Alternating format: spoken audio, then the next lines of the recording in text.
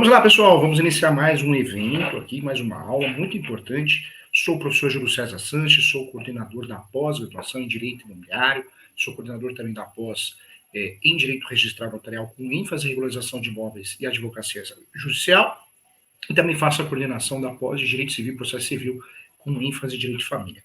Quero convidar você a estudar, a conhecer, a aprofundar seus estudos, a ajudar o seu cliente, a proteger o seu nome, a sua carreira, a estudar para a vida mudar, né? Aprender a advogar na prática. Então, parabéns para você que está assistindo, para você que está acompanhando. Quero que você faça a leitura dos meus livros também. Com muito carinho, esse evento tão bacana, tão importante, que é a Semana da Prática da Advocacia Imobiliária. Um evento bem diferente, bem focado na prática, para você, feito com muito carinho e muito amor para você. Vamos juntos. Lembrando que esse evento aqui, a aula vai ficar gravada também à disposição. É muito importante para você aprimorar os seus conhecimentos, tá bom? Vamos juntos, tem muita coisa para a gente falar, é muito assunto importante. Eu sempre falei aqui que a locação, o direito imobiliário, nós temos vários segmentos importantes, muitos segmentos importantes. A regularização de imóveis é um segmento muito importante, direito condominial, e a locação, sem dúvida nenhuma, nós temos um nicho de mercado muito importante, é ação de despejo, é ação revisional, é ação renovatória, são as defesas, são os acordos, são os contratos, o due diligence, né, para alocação. Então, nós temos um cenário muito importante no mundo dos negócios e transações imobiliárias. O advogado, o corretor, e entre outros, né, que faz administração de imóveis. Então, nós temos muito a falar, muito a conversar.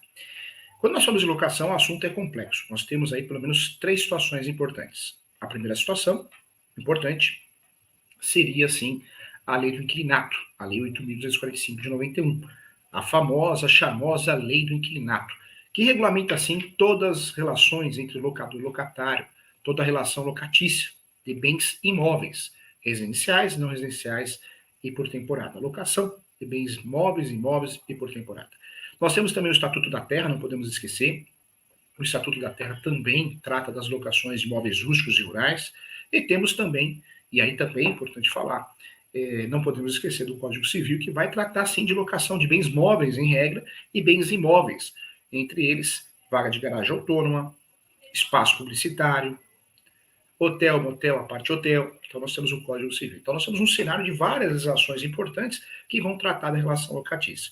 No que diz respeito à Lei 8.245 de 91, que é mais conhecida como a Lei do Inquilinato, ela regulamenta a relação entre locador e locatário num contrato de locação de bens imóveis ou de bem imóvel. Então, muito importante.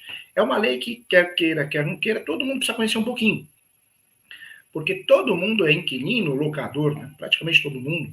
Talvez você tenha a sua casa própria, mas o comércio é alugado, a empresa que você trabalha. Então, nós temos que ter, sim, um entendimento para poder conversar, entender, não errar. Isso é muito importante. A lei do inquilinato, gente, a lei 8.245 de 91, mais conhecida como a lei de proteção do inquilino, é verdade isso. O próprio apelido sugere, né? Lei do inquilinato. Ela apareceu nesse cenário para dar equilíbrio à relação contratual. O inquilino sempre foi considerado a parte mais frágil. Isso acontece muito no direito do consumidor. A Lei 8.078, ela fez o quê? Ela deu equilíbrio. O consumidor é o fornecedor de produtos e serviços. E a Lei do inquilinato faz isso também. Ela traz um equilíbrio. Ela traz um equilíbrio entre locatário e locador. A intenção dessa lei é essa, dar um equilíbrio. A Lei 8.245 de 91, ela traz aí várias regulamentações importantes. E eu gosto muito já no início dela. Quem pode ser o locador, professor Júlio?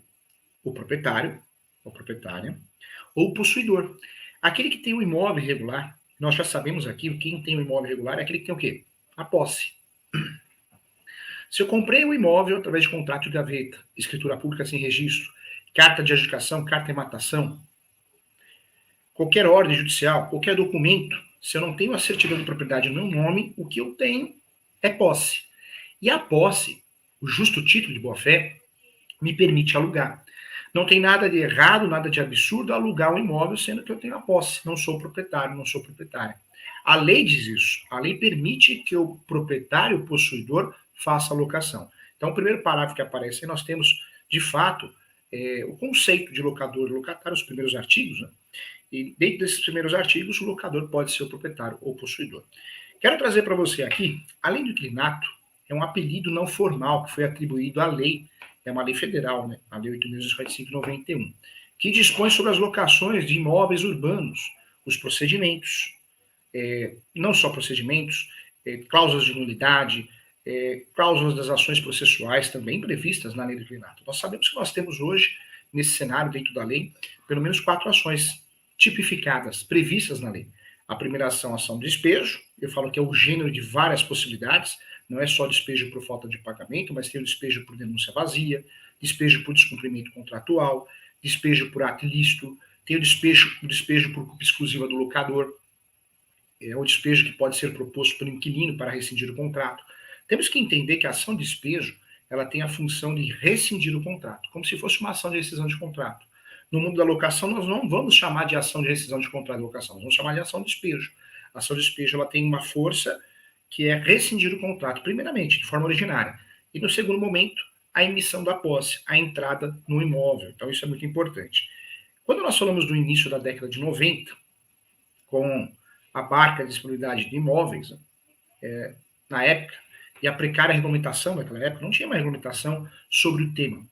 Propôs o Estado a criar uma maior previsibilidade e dar segurança jurídica a essas relações. A partir daí foram estipulados, dentro da lei, condições gerais para a alocação de imóveis, batendo nas questões urbanas, residenciais, que não residenciais, e também por temporada. Antes do surgimento da lei, o principal diploma sobre o tema, gente, era o Código Civil de 1916. Judiação, né? Muito pouco, muito pouco. Muito pouco, porque o assunto é muito complexo. O assunto envolve grandes negócios imobiliários, né? Grandes negócios, envolve luvas, envolve muita coisa, muita informação, tanto é que surgiram ações novas. Eu falei que na lei nós temos 4 ações, medidas judiciais. Despejo, revisional, para aumentar ou diminuir o valor do aluguel. Temos a ação renovatória, para que o locatário consiga renovar o contrato compulsoriamente, com a ajuda do Poder Judiciário. E temos também, sim, a ação de consignação de pagamento. Mas nós temos 2 ações doutrinárias e jurisprudenciais. A primeira ação doutrinária e jurisprudencial que nós temos é a chamada, e aí vale a pena bater um papo sobre isso, é a ação reparatória de luvas. Eu quero reaver as luvas pagas. Segunda ação que nós temos, além da ação chamada ação reparatória de luvas, é a indenização de fundo de comércio. Essa ação de indenização de fundo de comércio, muitas vezes você não aprende em pós-graduação, que se diz prática. Muitas vezes você não aprende também, infelizmente, na graduação, e é uma ação muito importante, é uma ação que o inquilino quer uma indenização do locador porque ele pediu o ponto comercial. Então, tudo isso tem que ser levado em consideração. Olha só, gente, antes do surgimento do diploma legal, era o Código Civil de 1916 que tratava do assunto, além de algumas poucas leis esparsas. Essa somatória se mostrava insuficiente, totalmente insuficiente, para gerar proteção diante dessa relação tão importante no mercado imobiliário, que é a locação. Isso porque os contratos podiam ser feitos sem as atuais balizas, né, limitações previstas na lei do inquilinato, o que acabou promovendo recursos, ações, abusos, principalmente contra os locadores. Por isso surge a lei apelidada de inquilinato, que é para proteger o inquilino. Quando nós apresentamos a lei do inquilinato, existem vários pontos em destaque, vários pontos importantes que eu quero trazer para você, todos nesse curso, nessa aula, nesse evento. A justificativa para o respectivo apontamento é considerar que a relação era desigual, e a lei ela traz o quê? A possibilidade de uma igualdade. Quero falar com você, primeiro artigo aqui, a lei, nós temos em especial o artigo 4º. Em regra, durante o prazo estipulado para o contrato, não poderá o locador reaver o imóvel. E aí eu peço atenção ao artigo 9º. Por sua vez, o locatário pode devolver mediante o pagamento de uma multa. Tá? Então, o locatário pode devolver o imóvel, pode quebrar esse contrato, mas vai pagar multa. Então, posso encerrar o contrato de locação antes do fim? Posso, mas vai pagar multa. O locatário. O locador tem que respeitar o contrato, salvo algumas exceções. Então, muita atenção ao artigo 4º da lei do inquilinato. Trago a você também um comentário importante a respeito do artigo 5º dessa lei. A ação para o locador reaver o imóvel é a ação de despejo prevista no artigo 5º. A lei prevê 4 tipos de procedimentos judiciais, sendo a ação de despejo uma delas. artigo 59 até o 75. A lei do inquilinato, além de trazer a questão material, ela traz as questões processuais, as medidas judiciais. Ela não esgota o assunto. Nós falamos aqui que nós temos leis atípicas. E temos também leis atípicas, ações atípicas, né? Ações que não são previstas em lei. E temos também alguns enunciados, algumas súmulas tratando do assunto também. A lei não esgota o assunto. Em relação às questões processuais, a lei traz aí 4 ações, mas nós sabemos que atualmente nós temos pelo menos 6 ações locatícias. Não podemos esquecer da ação reparatória de luvas. É crime cobrar luva para renovação do contrato, o locador cobrar do inquilino luva. Essa cobrança, além de ser crime na esfera penal, na esfera criminal, também poderá ser objeto de ação civil indenizatória, ação reparatória de luvas, para receber o valor em dobro. E temos a ação que nós falamos já aqui, que é a indenização de fundo de comércio, que é uma ação que eu vou processar o locador porque ele pediu um imóvel de volta. Eu tenho um comércio há mais de 5 anos, uma padaria, um lava-rápido, um estacionamento, um posto de gasolina, e eu perdi meu ponto. Os funcionários perderam o emprego. E um ponto de 5 anos ou mais, né? Tem que ter pelo menos 5 anos, 3 anos na atividade. Então, nós temos algumas leis que vão, de fato, esgotar o assunto, outras leis não. A lei do inquilinato não esgota o assunto, porque nós temos ainda ações atípicas, doutrinárias e jurisprudenciais. Tá? Então, isso é muito importante. Quero trazer para você também o artigo 6º da lei do inquilinato. Nos contratos que vigem, gente, por prazo indeterminado, o locatário pode denunciar o contrato e sair após 30 dias. É o que diz a lei, é o que diz o artigo 6º. Essa prerrogativa também se aplica ao locador no caso dos contratos com duração superior a 30 meses. Tá? Então, fique atento, isso também aparece no 46, parágrafo 2º. O artigo 9º da lei do inquilinato, ele também é um artigo importante e traz o quê? A locação pode ser desfeita por mútuo acordo entre as partes, infração legal ou contratual, inclusive falta de pagamento e reparações urgentes determinadas pelo poder público. Artigo 9º. Ou seja, em regra, o contrato é imutável, pacta sunt servanda, mas de comum acordo, as partes podem rescindir o contrato, chamado de extrato da locação. Pode usar esse termo, de extrato. E também a falta de pagamento, talvez não cumprimento de cláusulas contratuais, isso também gera. Ou determinações do poder público, desapropriação, interdição, ok? Então é importante bater um papo sobre isso. Então, essa prerrogativa, como eu já tinha falado, também se aplica ao locador no caso dos contratos com duração superior a 30 meses, tá? Artigo 46, parágrafo 2º. A locação pode ser desfeita por mútuo acordo entre as partes, infração legal ou contratual, inclusive falta de pagamento e reparações urgentes determinadas pelo poder público, o artigo 9º. Esse artigo é muito importante, gente, porque é referido com outros artigos, né, da lei que repete essas hipóteses de resolução contratual, tais como o artigo 47 e também o artigo 53. O pagamento do aluguel não pode ser cobrado de forma antecipada. Então, também é um ponto importante, hein? Em regra, o artigo 20, tal prática chega a ser considerada como uma contravenção penal, artigo 43, inciso 2º. As exceções em relação a isso, quando não for estipulada nenhuma garantia, aí poderia cobrar de forma antecipada, e nas locações por temporada. Então, quando não tem garantia, posso cobrar de forma antecipada, tá bom? Então, um ponto importante também. Dentro desse estudo que nós estamos fazendo completo da lei, eu trago também referência ao artigo 37 da lei do inquilinato. Não se pode exigir mais de uma garantia, artigo 37. A lei do inquilinato fala em 4 garantias. Caução, fiador, também nós temos a garantia que é chamada fiduciária. Então, a lei fala em 4 garantias. Na prática, nós usamos o quê? A 4ª garantia seria o seguro, né? Seria o seguro.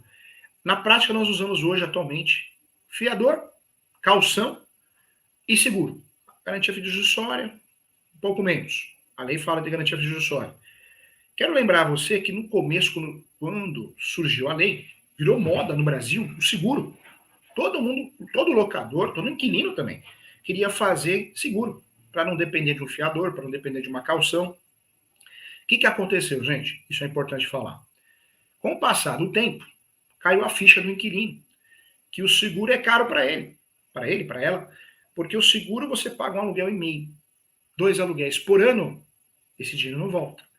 Então, o produto criado pelo banco, pela lei, seguro, começou a ter uma defasagem. Na verdade, voltaram a utilizar nas relações locatícias a caução, o fiador, porque o inquilino não queria mais usar o seguro porque ele entendeu que era um prejuízo. Ela entenderam que era um prejuízo. Então, aí o banco, né, sempre se inovando, os bancos e instituições financeiras criaram outros tipos de seguros. Tem seguro que você ajuda o seu time de futebol, tem seguro que volta parte do dinheiro, tem seguro que é como se fosse uma capitalização. Então, é isso que aconteceu nesse cenário. Mas fato que o seguro, como garantia na locação, nunca voltou a ser o que era antes, no início, né, lá dos anos 90. Então, é uma realidade. Eu lembro que naquela época, você vai lembrar também, as plaquinhas aluga-se, embaixo seguro, Porto Seguro. Né? Então, é a propaganda, né, da Porto Seguro, entre outras seguradoras, para que fosse utilizado o seguro. Quando nós falamos de aluguel, poxa, você pega um aluguel de 20 mil reais, 2 mil reais, R$ 1.000 que seja, você vai pagar um aluguel e meio por ano. Divide isso em 12, seu aluguel fica mais caro. Então caiu a ficha do inquilino. Por mais que o locador queira o seguro, o locador não estava mais conseguindo alugar com a garantia de seguro. E aí houve uma mudança de mercado. Isso é o direito imobiliário, é uma mutação constante. Então, nós temos que conversar sobre isso. Quero falar para você algo importante, hein? Uma vez eu conversando com o corretor de imóveis, ele não sabia dessa garantia. A caução pode ser 3 meses de aluguel, eu deposito 3 meses de aluguel, o ideal é ficar uma poupança. Mas a caução também pode, gente, aí nós temos que guardar isso, que é muito importante, ela pode ser dada com bem. Eu tive um caso no escritório, um imóvel dos Estados Unidos, a locação foi feita, na verdade foi feita uma locação, uma permuta de locação. Né? Eles foram morar lá nos Estados Unidos e lá dos Estados Unidos os brasileiros voltaram a morar aqui. A garantia foi um piano. Sabe quanto custava esse piano? $80 mil. Então, a caução pode ser um bem dado em garantia, móvel, um carro, uma moto, um violão, um piano, ou dinheiro, 3 meses de depósito. E aí vem o pulo do gato, a cereja do bolo, peço sua atenção aqui, que você não aprendeu na graduação, não aprendeu em muitas pós-graduações, se diz em prática. Nós temos a garantia, ainda chamada garantia de caução de terceiro. Essa garantia é esquecida, hein? Muitos corretores, corretoras, advogados imobiliários nem sabem que existe. O que é isso? Vamos lá. Você vira para mim e fala, professor Júlio, eu preciso que o senhor me ajude. Eu falo, vou te ajudar. O que eu posso te ajudar? Eu preciso que o senhor seja meu fiador. Aí eu viro e falo, não quero ser fiador. Fiador eu tenho um trauma. Não vou ser seu fiador. Fiador, não. Esquece. Lembrando que fiador pode limitar a garantia, que é um outro erro, hein? Muitas imobiliárias, corretores, advogados. Eu posso limitar a garantia a 5 aluguéis, a 3 aluguéis, a 2 aluguéis, a 10 aluguéis. Muita gente esquece disso. O fiador eu posso limitar a garantia, e a garantia do fiador, que em regra é subsidiária, pode ter uma cláusula no contrato, chamada cláusula de inversão de responsabilidade, e o fiador passa a responder solidariamente. Então, tem que estudar um pouquinho mais o fiador para não orientar errado. Mas vamos voltar aqui.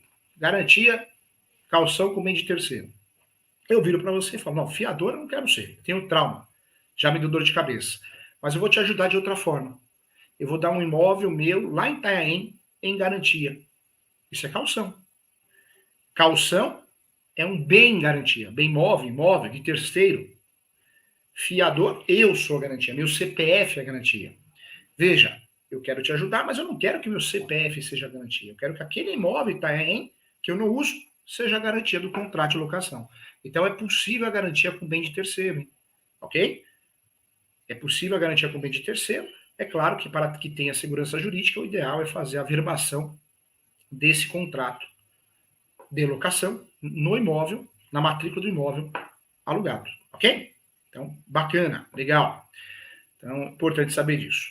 Vamos lá. Vamos partir agora para o artigo 44 da Lei do Inquilinato. Considera-se crime retomar o imóvel forjando-se uma das hipóteses do artigo previsto no 44, inciso 2 e 3. Olha só, como solicitar para uso próprio, por exemplo, e não fazer no prazo estipulado de 180 dias, artigo 47, é crime. Hein? Então, vamos dizer, eu quero rescindir o contrato, eu quero uso próprio, eu estou usando isso para forjar uma desculpa.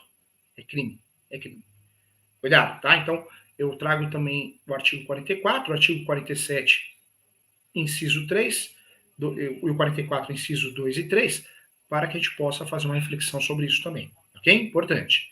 Vamos lá, no artigo 46 e 47 da Lei do Inquilinato, eu quero trazer para você também temas importantes. O contrato de locação, gente, residencial, ele divide, vamos dizer que se divide em 2 grupos. locação acima de 30 meses ou abaixo de 30 meses. O artigo 46 e 47 esclarece que acima de 30 meses, findo com o prazo, prorroga-se automaticamente e para renovar o imóvel basta denúncia com antecedência de 30 dias, ok? Abaixo de 30 meses, findo do contrato, fim do prazo da locação, prorroga-se automaticamente, porém a retomada se dá apenas em hipóteses específicas, artigo 47, incisos. O artigo 47, quando ajustado verbalmente ou por escrito, e com prazo inferior a 30 meses, findo o prazo estabelecido, a locação vai prorrogar-se automaticamente, gente, por prazo indeterminado, somente podendo ser retomado o imóvel. E aí eu trago para você os motivos lá do artigo 9º. Primeiro, em decorrência da extinção do contrato de trabalho, se a ocupação do imóvel pelo locatário for relacionada com o seu emprego, ok? 2, se for pedido para uso próprio de seu cônjuge ou companheiro, ou para uso residencial de seu ascendente ou descendente que não disponha de imóvel, assim como seu cônjuge ou companheiro tem imóvel residencial próprio. Ponto importante. O artigo 9º ainda esclarece aqui, gente, também, se for pedido para demolição, a edificação licenciada ou para a realização de obras aprovadas pelo poder público, que aumente a área construída em, no mínimo, 20%, ou seu imóvel também, né? Isso é importante, foi destinado à exploração de hotel ou pensão em 50%, também é o que diz a lei. E também nós temos a questão do inciso 5º, que diz o quê? Que se a vigência interrupta da locação ultrapassar os 5 anos também. Tá? Então nós temos aí a importância desse artigo também. Quero fazer um estudo com você agora do artigo 48 da Lei do Inquilinato. Na locação para a temporada, o prazo não pode ser superior a 90 dias. Hein? O que diz isso é a lei. A lei é artigo 48. Hein? Isso porque a característica desse contrato é o fato da temporada, o fator temporário. Temporário, pelo que você quiser usar. Então, não pode ultrapassar 90 dias, hein? Não pode ser superior a 90 dias. Eu peço atenção para a prorrogação automática nos contratos de locação para a temporada. Então, muita atenção em relação a isso. As sequências são bem diferentes das disposições iniciais. Eu trago para você, caso, né, uma situação importante, não for estipulada uma relação contínua, senão pontual. Então, as sequências são bem diferentes das disposições iniciais. Não se poderá também cobrar aluguéis de forma antecipatória ou antecipadamente, como é o termo que é utilizado pela lei. E o locador não poderá denunciar após 3 anos do início da locação, salvo as hipóteses do artigo 47. Tá? Então, essas são as consequências da locação não por temporada, diferente da locação por temporada, que é uma exceção dentro da lei. Então, é importante trabalhar em cima disso. Não pode ser superior a 90 dias, porque senão eu vou perder a característica de contrato temporário. Então, ponto importante que eu queria trazer para você. Mais uma situação importante que eu tenho que falar com você aqui, dentro desse estudo aprofundado da lei, é o artigo 51 da Lei do Inquilinato. Nos contratos de locação não residencial, há o direito de renovação por parte do locatário, artigo 51, ação que eu já tinha falado aqui na nossa aula, no nosso evento. O que não ocorre nas locações residenciais. Não ocorre. Nós tivemos alguns entendimentos diferentes, até surgem algumas ações por analogia, mas o entendimento, pelo menos da lei, pacificado que não cabe. Desde que o contrato por escrito, com prazo determinado, a locação some pelo menos 5 anos e a atividade comercial vem sendo explorada pelo inquilino há pelo menos 3 anos, surge o direito da renovação compulsória. Eu vou buscar isso através de uma ação renovatória, artigo 51. Então, o artigo 51 é o artigo que vai tratar da ação renovatória, a ação que vai renovar o contrato. Temos também aqui o artigo 55 da Lei do Inquilinato. O conceito de locação não residencial é muito importante esclarecer aqui para todos. Considera-se locação não residencial quando o locatário for pessoa jurídica e o imóvel destina-se ao uso de seus titulares, ou seja, diretores, gerentes, executivos, empregados, artigo 55, também uma exceção. Informalmente, fala-se em locação comercial, mas a lei utiliza da expressão locação não residencial, ok? Artigo 57, também um artigo muito importante a gente discutir aqui nesse evento. Os contratos por prazo determinado podem ser denunciados pelo locador com 30 dias de antecedência. Isso aparece no artigo 57. Quando há prazo determinado, cessa o fim da vigência, sem necessidade de aviso. e se mantida a relação, prorroga-se de forma indeterminada, é o que diz o artigo 56. E aí nós vamos entrar agora na seara dos direitos e deveres dos inquilinos, que é muito importante. Eu vou voltar até um pouquinho os artigos, mas eu deixei para ficar bem didático, trabalhar por fora os direitos e os deveres dos inquilinos. É muito importante esse artigo, é objeto de confusão, é objeto de rescisão de contrato e merece uma atenção especial. A lei, gente, olha só, presta atenção, hein? A lei define de maneira esparsa os direitos dos inquilinos, os quais passam a ser reproduzidos dentro da própria lei do inquilinato. Vale a pena dizer aqui que para permanecer no imóvel durante o prazo estipulado no contrato, ainda que o locador não mais deseje alugar, a menos que ocorram as hipóteses do artigo 9º. Então, eu trago para você.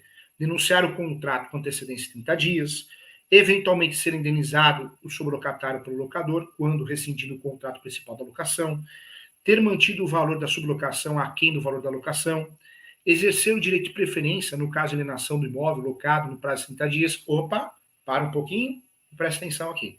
Lindo na teoria, na prática, o judiciário, o Superior Tribunal de Justiça e vários tribunais de justiça de cada estado têm já esclarecido muito bem que só existe direito de preferência na locação quando eu tenho o quê? Uma cláusula dentro do contrato de locação de direito de preferência, ou cláusula de reserva, e a averbação desse contrato na matrícula do imóvel, porque aí gera publicidade.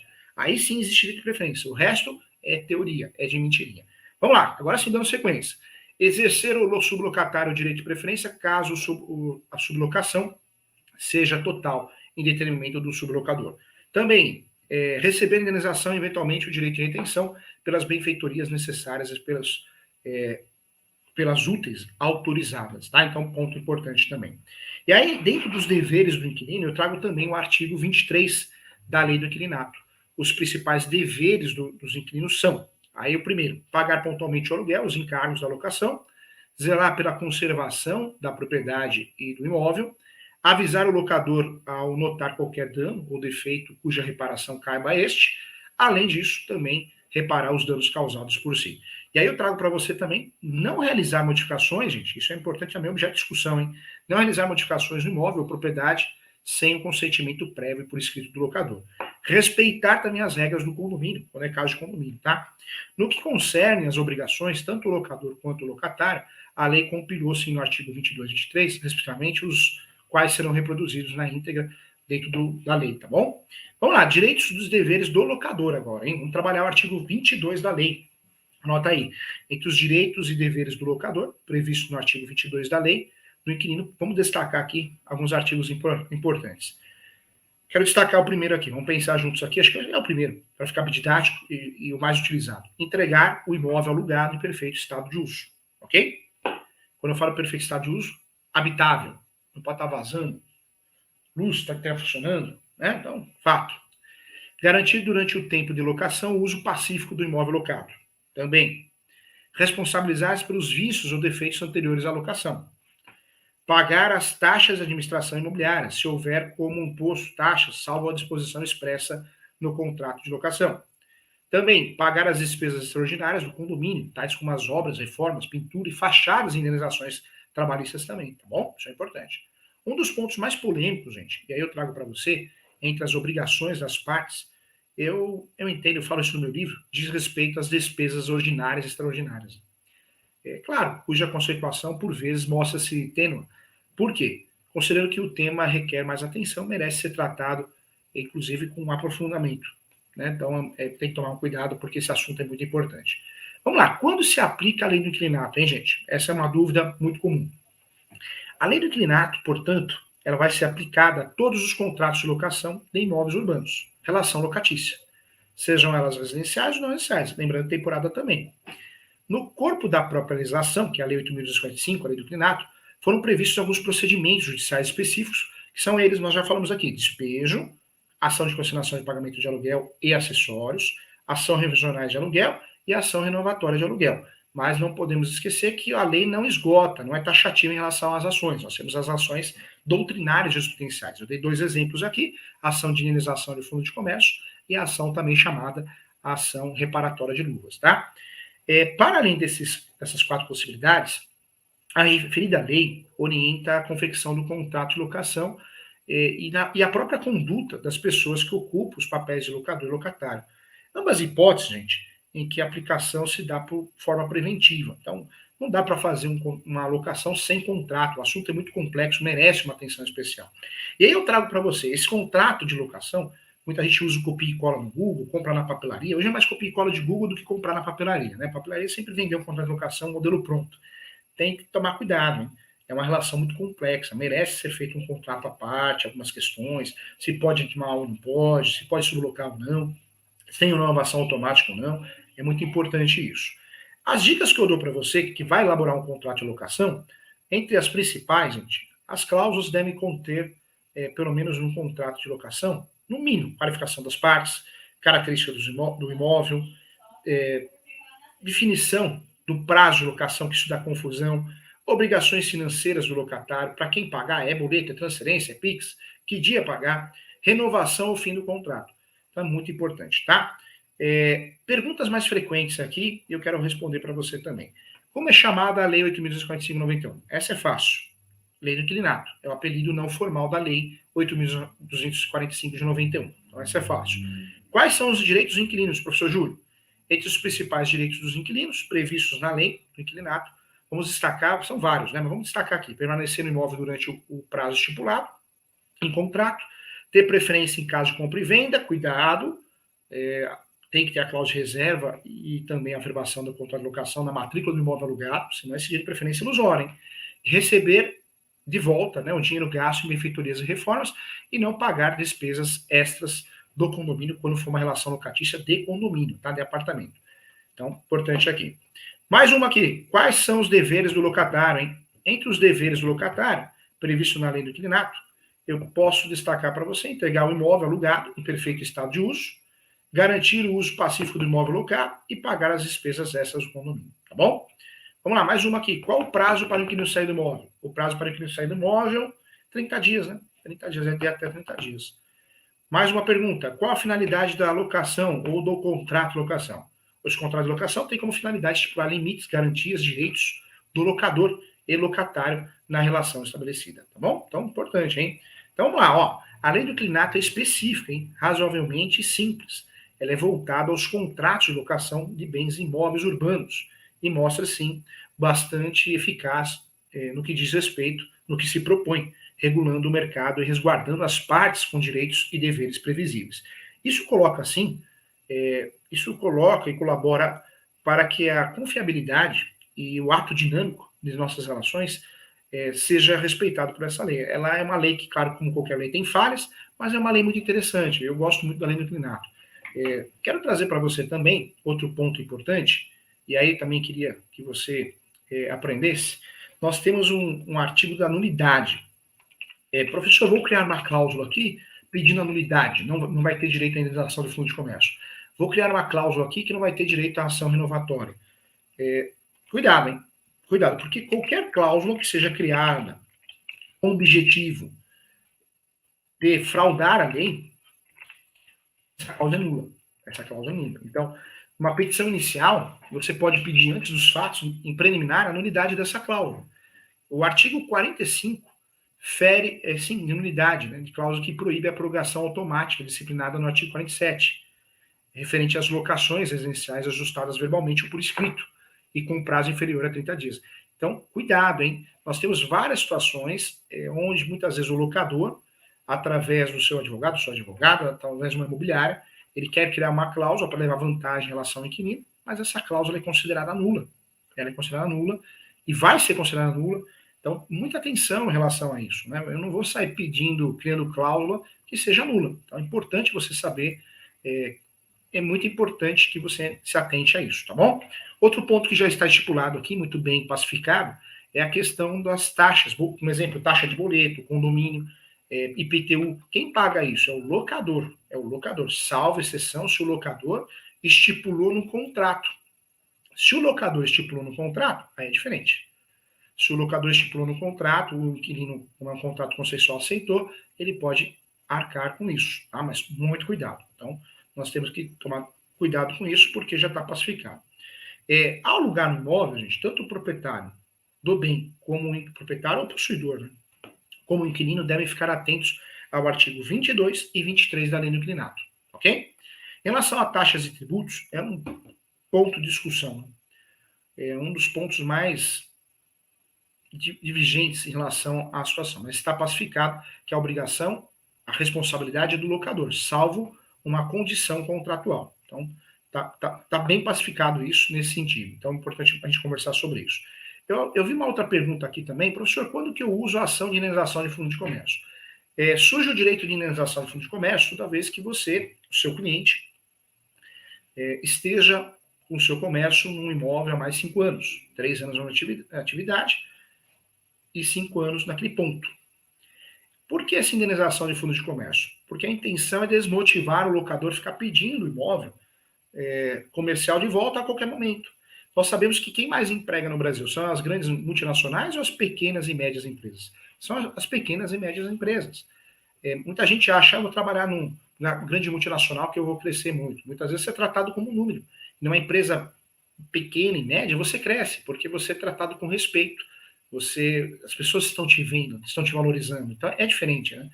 E no Brasil, muita gente vive de comércio. Então, a intenção é motivar, proteger, porque se eu abro uma barraca de estacionamento, um posto de gasolina, e eu tenho receio que a hora o locador vai pedir de volta sem motivo, eu não vou abrir. Eu não vou abrir porque eu falo, vou perder dinheiro. Então, cuidado, tá? Nós temos aí, sim, dentro dessa situação, uma situação de proteção. Por isso existe a ação de indenização de fundo de comércio e benfeitorias, tá? Então é importante bater um papo sobre isso. Eu falei aqui também uma outra pergunta que eu queria responder também, quais imóveis não são cobertos pela lei do inclinato? Eu gostei dessa pergunta, eu tinha separado aqui também. Por se tratar de uma legislação muito específica, gente, como já visto, ela é dedicada exclusivamente a imóveis urbanos. Né? A lei do inclinato não abrange diversos outros tipos de imóveis. Em específico, eu trago para você o artigo 1º, que é o começo da lei, né? Imóveis de propriedade da União, dos estados e dos municípios, além de outros destinados ligados à administração pública, como fundações, por exemplo. Vagas autônomas de garagem ou de espaços para estacionamento de veículo, espaços destinados à publicidade, a parte hotel, motel, né? Mesmo que seja residencial, similares, ou seja, imóveis em que o morador é contemplado, né, dentro de um pacote de serviços do aluguel. Então, por ter uma série de serviços, uma série de prestações de serviços, é regulamentada pelo Código Civil, tá? Então está pacificado isso também. Outra pergunta que eu gostei aqui, a lei do inquilinato traz os direitos do inquilino? Claro, tanto é que ela é apelidada da lei do inquilinato. O contrato, gente, é um documento que formaliza os direitos e deveres, né, a partir de um acordo comercial. No caso, a lei, ela traz a proteção. Uma pergunta que eu gostei aqui. Aqui também, professor, quais são os seus direitos, os direitos do inquilino? São vários, né? São vários os direitos do inquilino. O imóvel, primeiro direito, acho que é o mais importante, o imóvel tem que ser habitável, senão é motivo para rescisão do contrato, ok? Legal. Mais uma aqui, receber o imóvel em plenas condições de uso na entrega das chaves é necessário? Com certeza. O imóvel tem que ser habitável. Trata-se de um dever do proprietário, do locador, seja possuidor ou proprietário, garantir que o imóvel esteja em perfeitas condições de habitação na entrega das chaves. Tem que ocorrer. Para que esse direito seja garantido, a lei do inquilinato, ela esclarece que tem que ser feita a vistoria, né, gente? A vistoria na entrada, hein? Com data, vistoria na entrada e vistoria na saída. E sem falar aqui do diligência que nós conversamos, que é importante. Outra pergunta aqui, não pagar despesas extras no condomínio, professor, pode gerar o despejo? Caso tenha alugado um apartamento, gente, o pagamento da taxa ordinária mensal de condomínio é de responsabilidade sua, no caso o inquilino, que perguntou aqui pelo jeito, uma vez que ela é destinada assim a cobrir os custos do dia a dia do local, como manutenção, limpeza, conservação e instalações de uso comum, manutenção e conservação de elevadores, porteiro, nem que seja eletrônico, antenas coletivas, pequenos reparos na dependência do condomínio, instalações elétricas, hidráulicas de uso comum, consumo de água, esgoto, gás, energia elétrica, pagamento de salários também, encargos trabalhistas, contribuições previdenciárias e sociais dos empregados do condomínio, reposição do fundo de reserva em caso de uso total, parcial, no custeio da complementação das despesas escritas. Então, nós temos isso aí, tá bom? Ter preferência na compra do imóvel é um direito de verdade? Já falei que sim, na prática, se tiver a cláusula de reserva ou o direito de preferência dentro do contrato, e também o contrato for averbado na matrícula do imóvel. Na prática, é isso que tem decidido os tribunais, hein? Professor, consigo receber de volta o dinheiro que foi gasto no imóvel, sendo inquilino? Meu advogado quer me ajudar. O imóvel aprovado na vistoria de entrada, gente, não significa que é um contratempo e não possa ocorrer, especialmente situações silenciosas em que não estão previstas, né, no auto de vistoria, como vazamento, por exemplo, algo que exige uma obra emergencial estrutural. Para esse caso, de fato, pode ser feito. O artigo 35 da Lei do Inquilinato chama esses casos de intervenções. Benfeitorias necessárias e benfeitorias úteis são diferentes, né? Então a gente precisa tomar cuidado. O que são benfeitorias necessárias? Você lembra disso? São aquelas que são feitas pelo inquilino, ainda que não autorizadas pelo locador, visando a conservação do imóvel, com a reconstrução de um telhado quebrado, pintura de paredes ou manutenção nas instalações elétricas e hidráulicas. Já as benfeitorias úteis são aquelas feitas pelo inquilino, que não precisa de autorização do proprietário. Essas possuem o objetivo, sim, de aumentar ou facilitar o uso do imóvel, ainda que não sejam necessárias, como a instalação de divisórias entre ambientes, instalações de grade, troca de portas, janelas, tá bom? Então, cuidado com isso. Outra pergunta que eu gostei aqui, quando os inquilinos não têm direito a receber o dinheiro de volta pelos valores gastos. O inquilino não tem direito a receber o dinheiro de volta, gente, quando realizam uma benfeitoria voluptuária, né? Prevista no artigo 36, que são consideradas benfeitorias voluptuárias. Você vai perguntar para mim. Lembrou que é uma? São aquelas ligadas à estética do imóvel. É uma obra feita para decorar, luxuosa. Por exemplo, vou trazer um exemplo aqui, pode ser facilmente revertidas pelo locatário findando o fim do contrato. São aquelas, uma banheira, uma piscina, ok? Quebra de contrato, aviso de 30 dias, desocupação, é necessário? Sim. O inquilino tem garantido pela lei o direito de pedir a quebra do contrato a qualquer momento, antes da duração da vigência. Esse pedido da rescisão pode ser feito com ou sem aviso prévio de 30 dias. Então, precisa tomar um certo cuidado aí. Nós temos a legislação que bate nesse sentido. Lei do inquilinato, deveres do inquilino. Já falamos aqui, artigo 23, tá? Pagamento do aluguel e outras despesas, usar o imóvel apenas para o fim, se é moradia, se é comércio, devolver o imóvel no mesmo estado que recebeu, informar imediatamente o proprietário, né, ou o locador sobre o surgimento de danos, pagar todas as despesas relacionadas aos serviços consumidos, cumprir as regras do condomínio, se tiver condomínio. Professor Júlio, fala um pouquinho sobre reajuste do contrato de locação. Falo. Vamos falar aqui. De acordo com o artigo 17, o valor do aluguel deve ser acordado entre locador e locatário. A lei, no entanto, gente, não permite que o locador cobre um aumento inferior a 12 meses. Então, nós temos aí, no mínimo, 12 meses para ter um aumento, um reajuste, tá? Então, não permite que o valor cobrado seja estipulado inferior a 12 meses. Outro detalhe também, moeda estrangeira, também não. Tá? O reajuste tem que ser feito em moeda nacional, de acordo com a variação cambial do salário mínimo. No que diz respeito ao reajuste do aluguel, o artigo 18 também, ele esclarece o quê? É lícito as partes fixarem, de comum acordo, novo valor para o aluguel, bem como inserir ou modificar a cláusula de reajuste. Ou seja, a forma como os novos valores serão aplicados é acordada entre proprietário, possuidor, locador e inquilino, tá? O padrão é o IGPM, né? IGPM que explodiu, agora nós temos IPCA também, então temos índices novos que foram criados recentemente também, né? Mas gostei dessa pergunta. Quando o locador pode pedir a desocupação do imóvel? De acordo com o artigo 4º da Lei do Inquilinato, durante o prazo estipulado para a duração do contrato, o locador não pode reaver o imóvel alugado. Por sua vez, o artigo 5º determina que seja qual for o fundamento do término da locação, a ação do locador para reaver o imóvel, a ação de despejo, ok? Professor Júlio, desastres naturais, quem paga o reparo do imóvel alugado em caso de avarias? Essa pergunta também é boa, gostei. O que acontece é que o locador, por avaria, por algum desastre natural, como inundações, tempestades, queda de um raio, por exemplo, essa pergunta é muito comum, né? Quem seria a responsabilidade pelo conserto?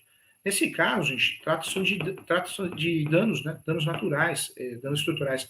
O proprietário que é o responsável. A jurisprudência já pacificou nesse sentido. Outra pergunta boa aqui. Desocupação após quanto tempo de atraso do aluguel? O proprietário pode pedir para sair? 1 dia, 2 dias, 3 meses? Não, esse sinal de 3 meses é boato. Então, o aluguel estando em atraso, pode ser motivo para o despejo, para a rescisão do contrato, ok? Então, são boatos bobos que existem por aí. Legal, né? Muito assunto, falamos bastante coisa, estudamos bastante aqui a lei do inquilinato. Eu agradeço a você, Lembrando que fica à disposição essa aula gravada. Não deixe de estudar, aprofunda os estudos dessa lei, porque essa lei é fundamental para a relação locatícia, para o sucesso da sua advocacia, tá bom? Um abraço e até a próxima.